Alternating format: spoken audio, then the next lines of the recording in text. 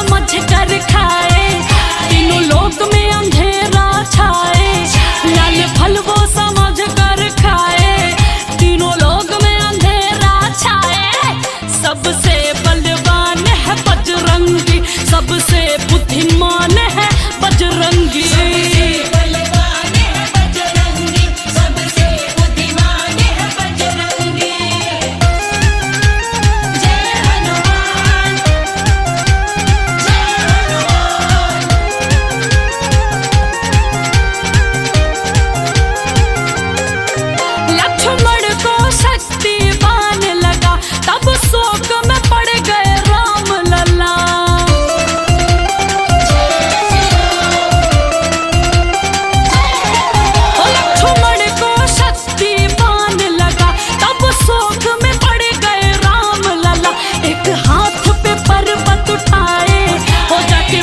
संजीवन लाए, और एक हाथ पे पर्वत उठाए, हो जाके बूटी संजीवन लाए।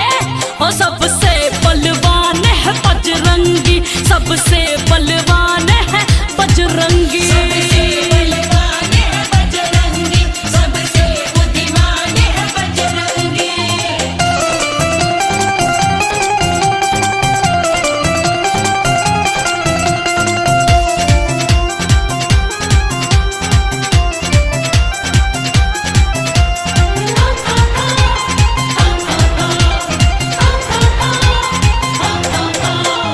बजरंगी का ध्यान धरे, तो भूत पिशाच से नाही डरे।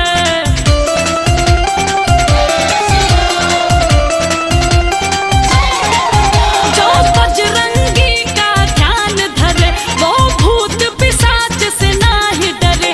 अनुपंकज शीश झुकाए, बजरंगी के गुण गाए। अनुपंकज शीश झुकाए, बजरंगी सबसे बलवान है बजरंगी, सबसे